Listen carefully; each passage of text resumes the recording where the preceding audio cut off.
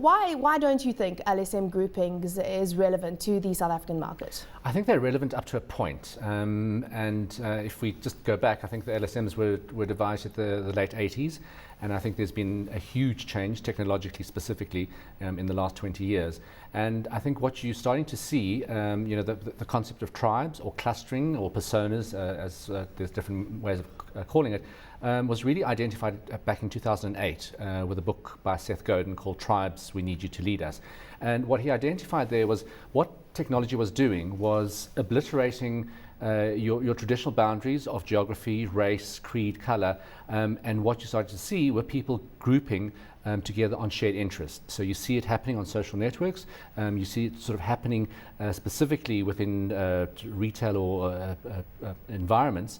And I think that's what you're trying to do. I think LSMs give a very broad picture of your spending power, but in terms of attitudes, aspirations, what really makes that group of people tick, it doesn't do that. So I think it's started to be a bit misleading.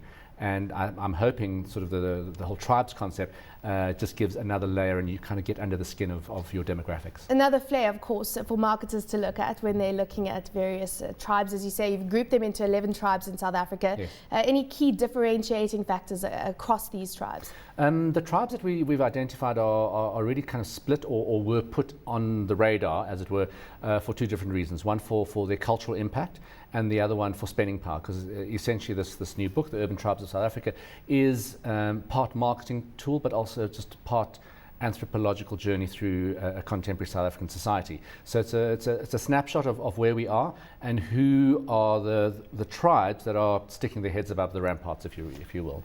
One of the things that caught my mind are the Bieber brats, and Yes. Justin Bieber releases his album today. I believe it's going to become the top of the US pop charts, and of course Justin Bieber has been this sensation worldwide and a huge influence on a various group here in South Africa as well. Tell us about that group. The Bieber Brats is a really interesting group. I think one of the most terrifying of all the tribes. They're about a 9 to 12-year-old age bracket of very, very sussed, more affluent kids who really grew up on brands. They've had a tablet, they've had smartphones since the age of 8 or 7. They have a very broad world view. And for such young people, they have a very, very grown-up ideas of how the world should run or that.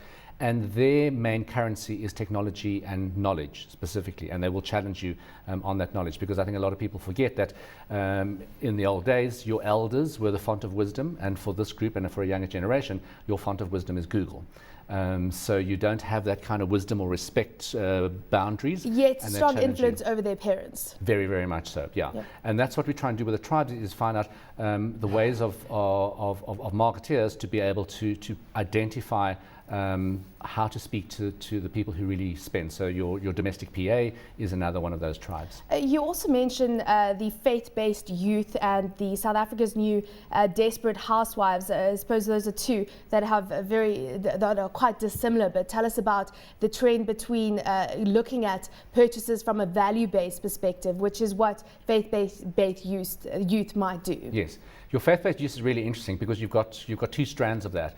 One is really the believers, we call them, that don't believe that traditional church structures are giving them a means to make the world a better place, which is what you find very, very much very prevalent in Generation Y or your millennials. There's a need for meaning and to make the world a better place. Your faith-based youth really want to make a difference. And they do it by engagement. Is that translating into purchases? Is that translating into how they actually spend their money and spend their time? It is, because the other tranche of that is your techno hippies, which are your more passive believers, but they really, really want to push causes via social media. It's kind of there's a phrase going around, the slackivists, and those are them. They're trying to push causes via eating organic or something. So in those ways, we identify what really pushes their buttons and what they consume, and how to actually speak to these tribes a little bit more niched and more focused. Another interesting tribe is the Blackpinks, and you talk about them being a marketer's dream. Why is that? The same-sex couples became really, really prevalent on marketers' radars in the late 80s and the 90s. and a term called DINKs was coined, double income, no kids, which was the marketer's dream because these were couples that had huge disposable income. And it's a very interesting tribe, the Black Pinks, because it's always said that it's very, very, homosexuality is un-African, but you see them around and they're very, very out loud and proud. The point with that tribe is that the incredible brand awareness and disposable income. And for me, the Black Pinks are your future dinks of South Africa and in Africa, because they are going to have that disposable income. They usually have, they work in very, very creative industries, high earners, and have that spend, which brands really, really enjoy. The Afrikaans population in South Africa is proudly trying to protect their heritage, and it is also a niche group in South Africa that marketers have to address in a very specific way. Yes. How's that affecting marketers' approach with regards to that segment? That segment is really interesting because, I mean, in South Africa alone, you've got about 6 million plus people who speak Afrikaans, and it is also across race groups as well.